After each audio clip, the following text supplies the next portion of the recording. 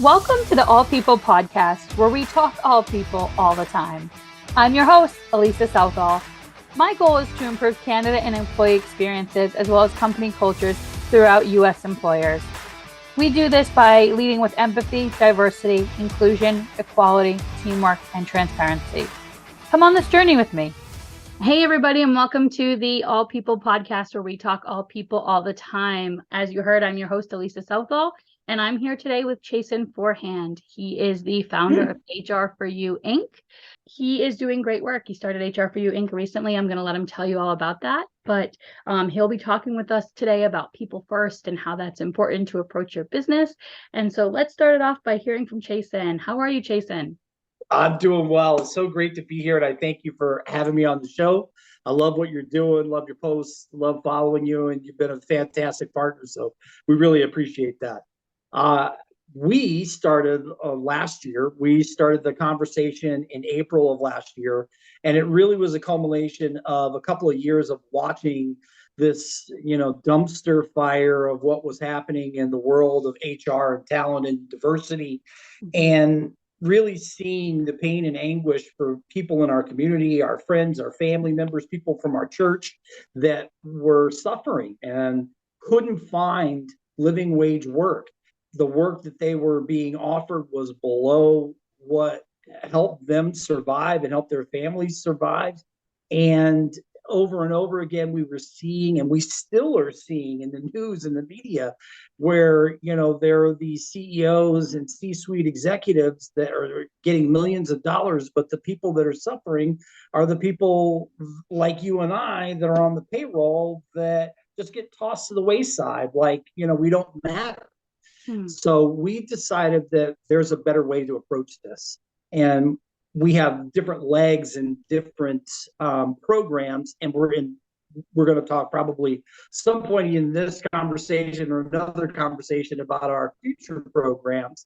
But we started with three simple programs, and it was having employer partners, leader partners, and getting out information. So the getting out information speaks for itself.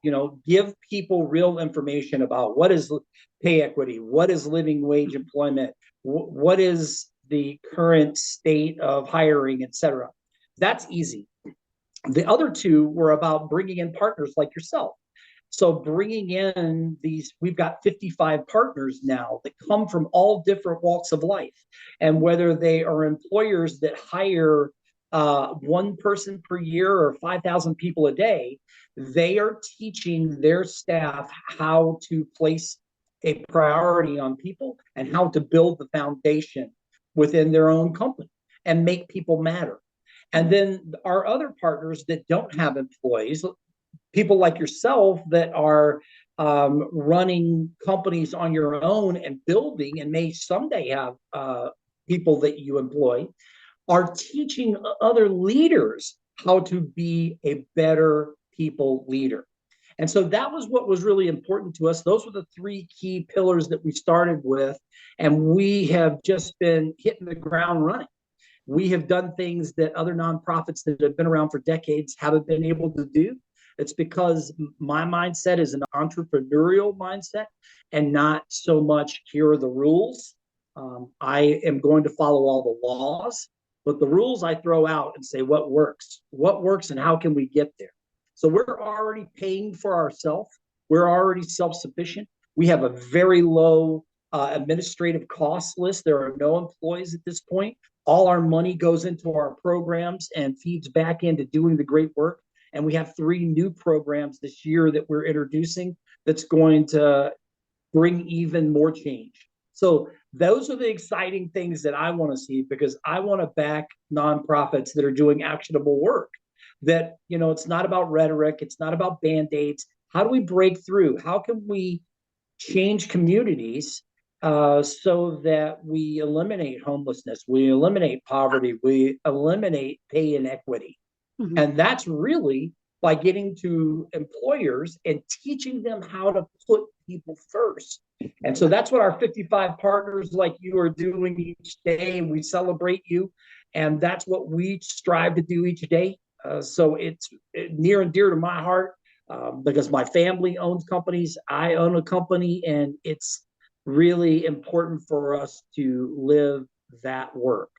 And that's great, Chason. And I love being a partner of HR for You Inc. We do a lot of great work together, collaboratively, podcasts, things like that. But you're doing a lot of great initiatives and great work. So I thank you for that. One of the things I'm going to link to this podcast is an article that Forbes, a woman, Stephanie Burns from Forbes, wrote, and it's called 3 Ways You Can Implement a People First Culture in Your Business. And so one of the ways that she defines people first is caring for team members first and foremost. And you talked a lot about that when you were talking about the people first, and really having that be more of the essence than what we've used to be, what businesses used to be, or are sort of getting away from, which was like focusing on, customers or profit, and really, moving toward that scope of caring for your people as the first thing and foremost of your business. Yeah, you know what? It's funny because this kind of ties in. We just dropped yesterday our season 2 podcast, Time to Change, which we've got to get you back on. You did one of our most amazing podcasts. You were one of the first ones to jump on and talk about pay inequity, and it just blew up on social media. But we did one with Sam Morgan and Dustin Dale, and there were some real key moments in the conversation. But we were talking about the fact that whether you have 5 people or 5,000 people, why as an employer are you not listening? If you're struggling and things are starting to go south from a financial point of view, how about gathering your people together and saying, hey, you know what? Here's what we're seeing. Here's what's going on. Let's all brainstorm, because I know you need the paycheck and I want to keep you on board, and I don't want to make the wrong decision, but we need to change stuff. I guarantee you those employees are going to be motivated to be focused. They're going to drive change. They're going to help you, and things are going to turn around. You're going to see that more and more, and people are just not doing that enough. But if you listen to your people and you pour into your people and you care about the people that you're employing, guess what? It has a huge effect, a huge ROI on your bottom line. And it's not just humble. I mean, it's literally, you don't have to take Chason's word for it. You don't have to take Elisa's word for it. Forbes, Harvard, there's all of these great places that have done the work and have done massive amounts of research to show the ROI of giving and pouring into people. And it's out there, and it's just not being done enough. So we have to keep doing things like this to bring out this work and to reemphasize how important it is and what a great ROI there is in listening. Mm-hmm. Well, and to your point, right, when we bring our employees together, most of them probably know the best areas of opportunity where we can make improvements, whether you're in manufacturing and you're making them literally on the line, or whether there's ways to make business more effective. Your employees probably know that better than the leaders in the organization, because they're doing it every day. And they see those areas of opportunity that you may not even be open to. And so, in that case, like bringing them together and having that approach is like, you educate us on what we should be doing better or different, right? That opens up the door to so many innovative ideas even. Yeah, there was a great quote by one of the innovators from Apple, and they were Steve Jobs, and he was saying, I don't hire smart people so I can tell them what to do. I hire great, smart people so they can tell me what to do. And I think that's so right on point. You want to bring in the best people and listen to them, because they're going to teach you and they're going to make a difference in the effectiveness and productivity of your company. But you got to give them the opportunity. And then the other thing in this Forbes article they talk about, which I talk about a lot, right, is we're moving into this generation where employee experience and customer experience are very much tied together. You have some customers who will look at the way you treat employees before they even consider being your customer or a vendor partner or what have you. And so having a positive customer experience first means you have to have a positive employee experience. And for me, what I often tell people is, how are you going to tell your employees or give them an example of positive customer experience if you're not even giving them a positive employee experience for them to use, right? So how do you feel that those two things can tie together? Well, I will tell you, just as a consumer myself, if I am in a place that I can tell the employees are not taken care of, or I'll give you one example in my head that like just rings out. And it was last year, and we went to the movies, and it was just a local movie theater, not a big thing. But the person who obviously was the manager was just dogging employees left and right to the two young kids. They were kids, they were in their teens. And Yeah. here's this older lady, probably my age. I'm, 57, I'll be 58 later this year. And she was probably my age, and she was just dogging, just bad mouthing these employees. And I picked up on it. And the employees, you could see on their faces how uncomfortable they were. Imagine she never took the time to take care of me as a customer or take care of anybody else that was a customer there. So we never went back to that movie theater. And I will literally drive an extra 10 miles to go to the next movie theater versus going to this one that's closer to my home because of that experience. Mhm. So that, I mean, it really does tie in. And I'm not alone. You're not alone. People go and they'll leave reviews on Yahoo, Google, etc. They will care about how you treat the people around them. They care and can tell by how the people are treated and by how they respond and look. If you go into a restaurant and someone looks like they have just been through the ringer, you could probably put money down that those people are treated so poorly, and so they're just beat down. And so you're getting, as a consumer, you're getting what all they have left, Mhm. by being in their section. And it's a shame, because giving people and back what you have inside, giving greatness to them and pouring into them in positivity and listening and being engaged and doing all the things that we talk about each day from a leadership standpoint, that increases productivity, because when people feel good about being there, they make the customers feel good about being there. And the Yeah. customers pick up on that and give positive reviews, and then more people show up and more people. It's really not rocket science. So it's a shame that it doesn't happen more often. Exactly. I agree with you there. So, can you give some examples of how leaders could start implementing sort of having this people first approach if they don't already have it? What could be some of the first, couple of things that they could do? I will tell you that some of the first things I would do is to start having one-on-ones with everybody. And if you have so many employees that you can't have a one-on-one, like literally you have thousands of employees, then I would start having group sessions where you're bringing in people from divisions. Like, I'm going to have this division, I'm going to have this division, and then you may sit down individually with key people from that, because you need to start listening. And that's a huge component in my mind, is that there's a reason why we have two ears and one mouth. And I think that you've got to bring in more information. You've got to listen to what your people are saying. You've got to take positive and negative feedback, and take that criticism and start doing something with it. Don't let it just sit there idly and be someone that all the information is just flowing through, but that you're literally taking the information and implementing things as you can. And that's going to show you the people that you care, that you're invested, and that you're working towards solutions with them. Right. So I think that's probably one of the most key things that you could start doing. There's a lot of things you could do, but I think that's one of the first key things that you could start doing. Yeah, and to add to your point, right? You talked about really implementing those ideas, right? Implementation, we often get a lot of ideas from our employees, us being companies, right?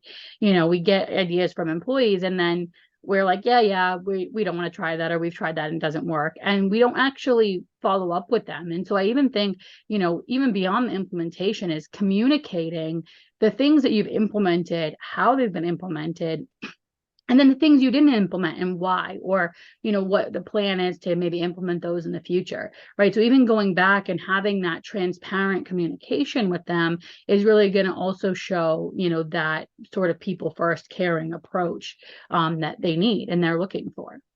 No, I agree. Absolutely. And it gives you another opportunity to listen. It gives you another opportunity to say, okay, we're implementing this now. How did you like the rollout?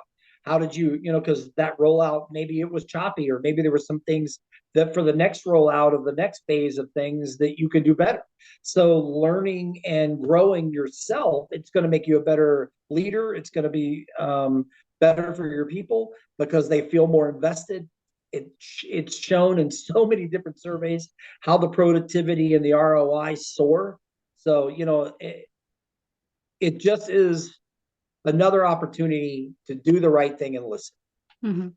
And I'll tell you that Forbes article I mentioned, it talks exactly what you talked about, adding purpose and meaning to like the work that they're doing, right? So understanding what the employee's needs are, and then changing the word, employee engagement, changing that phrase to employee experience, right? Because that's really where we're going. It's not necessarily just about the engagement piece, but about their overall experience. So I think we've hit on those same three things. We just didn't give them specific action items. And of course, your partners, any of the partners on your website, probably could give more actionable, small, digestible items for each employer based on their specific need. Do you agree? Yeah, absolutely. Okay. Absolutely. We have partners that are from all different fields and all different walks of life. Mm-hmm. So that's the great thing about it. And since we launched our website, we've had over 46,000 unique views to our partners page.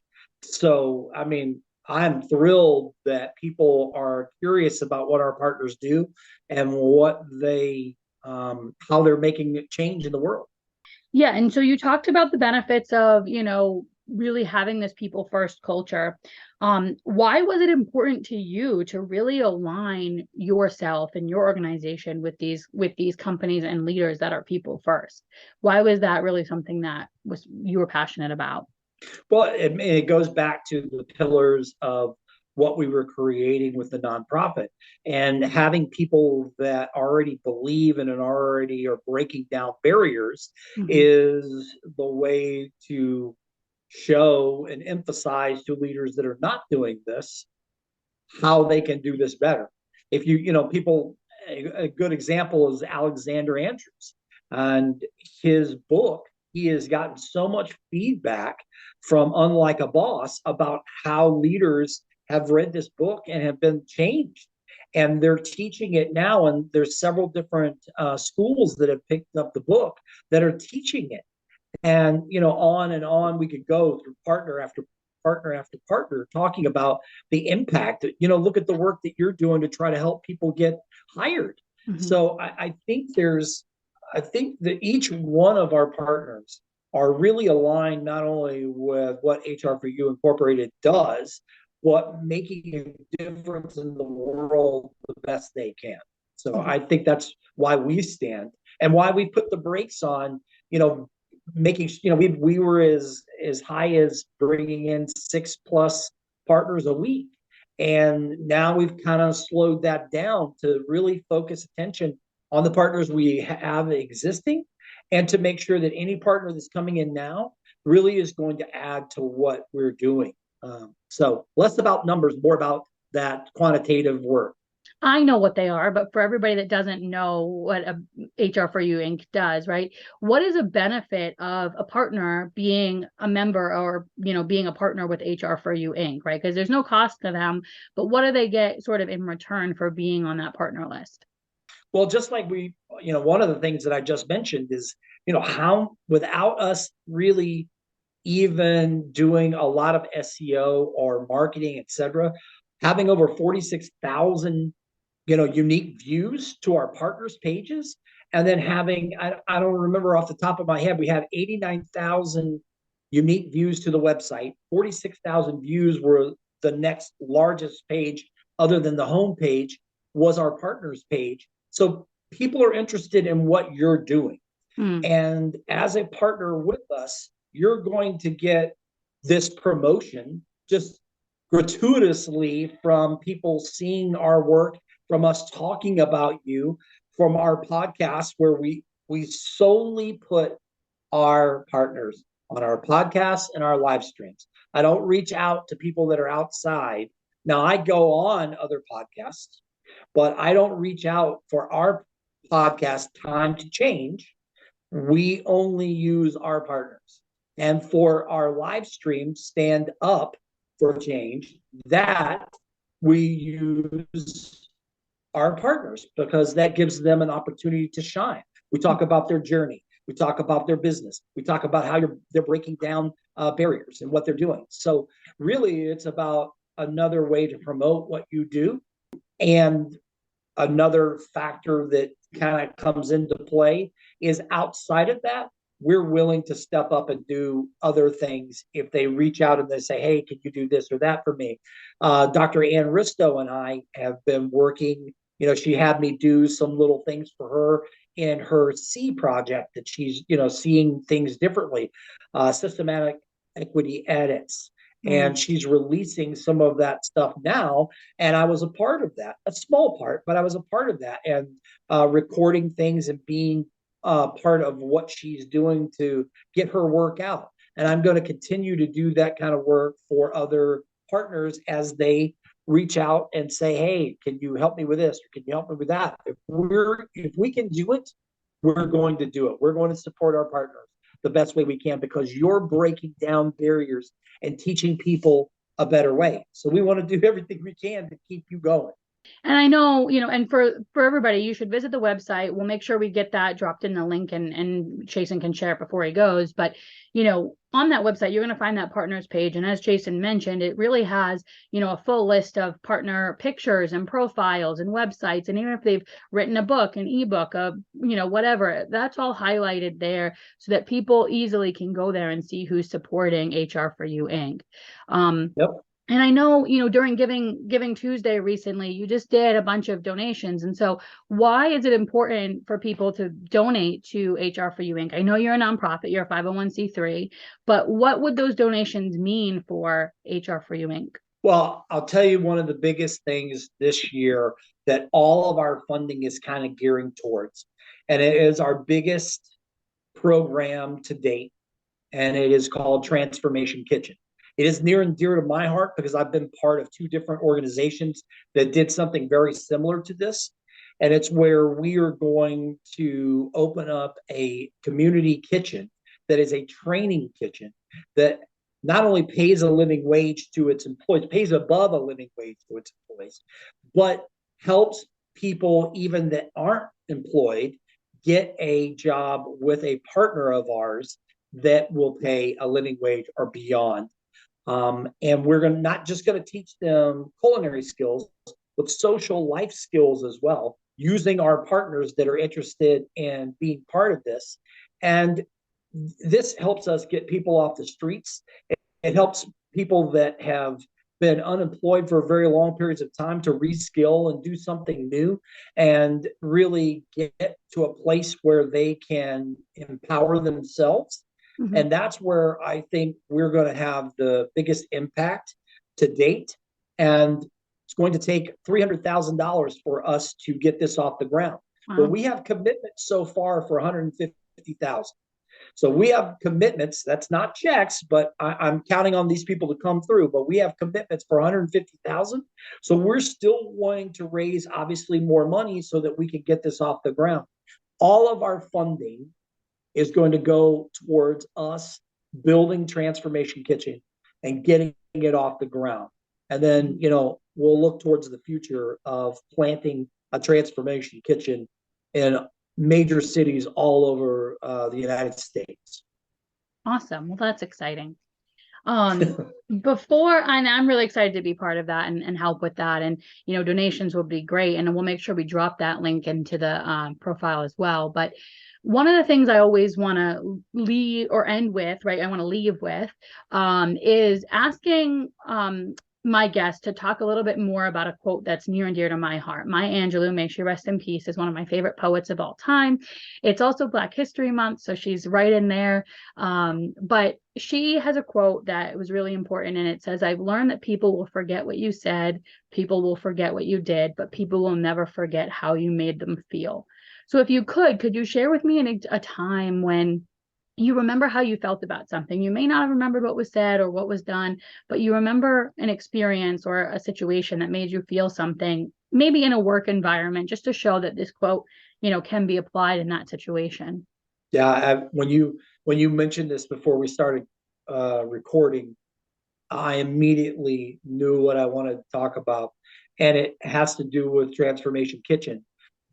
What I was doing with someone else's Transformation Kitchen, I was teaching the final phase of a program where I was not only showing people how to do catering, and we were doing millions of dollars of catering, but also how to create menus and how to cook and on a high level, because now at this point in the game they had already gone through all the basics and they had gotten to me, and we were going out in these vans and delivering food and dealing with major donors that were working with the nonprofit, and I got as much if not more back from the program as what I gave.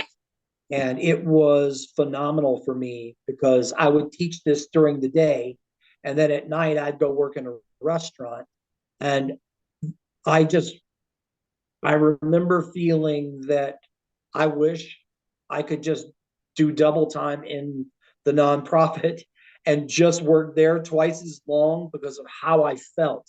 That giving back, that creating, seeing the faces of the people and how appreciative they were when they were graduating from the program, when they were getting that living wage job, when they were changing the world, and we were changing the world by taking somebody that had been struggling with addictions or had been struggling with being homeless or had been in poverty ridden situations, and now they were empowered to change themselves, and they were doing it through the work that we were doing, and it was so powerful that it changed me, and here we are now all of these years later, and I'm going to be building the first Transformation Kitchen on our own and starting that off. And so it's an amazing reciprocal process coming full circle around to being part of a couple of different missions that we're doing this to now creating our own. Mm. Well, that's awesome. Thank you for sharing. And Maya was definitely onto something when she put those words down on paper. So where can people find you if they're going out looking for Chason or HR for You Inc.? Where can they find you? Yeah.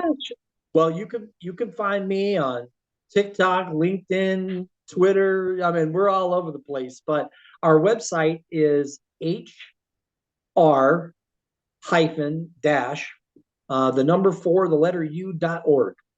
And there's all kinds of information there where you can see our social media, you can see our podcast, you can see our live streams, you can see our partners like you, and all of, like you mentioned before, your book, your ebook, anything that you've got going on. We're proud of the website. I mean, considering that I did it myself, but we're going to be updating that, and we're talking to Jason Wilson, who's one of our partners, about helping us in that regard. He's phenomenal, and he's doing great work. I know with you and Lindsay Dowd and other people. So we're looking at trying to get that taken care of and update our website. But we've gotten a lot of great traffic there. And once we get to a place where we've updated it a little bit more, then we'll start doing even more SEO work to really push the envelope and see how much traffic we can send to our partners, and how many people we can get in to donate and start more programs. Awesome. Well, thank you for joining me on the show. We'll definitely have to have you back to talk about living wage employment and pay inequity, because you know how much you and I love to talk about those things. And as I want to end every podcast, Lead with empathy, act with kindness. Thank you, Chason. Thank you. Thank you for listening to All People Podcast. If you enjoyed our show, I'd love for you to subscribe and leave a 5-star review. The work doesn't end here. If you want to keep the conversation going, find me on LinkedIn or Facebook, or visit my website, apeoplepartnerllc.com. Lead with empathy and act with kindness. Have a great day.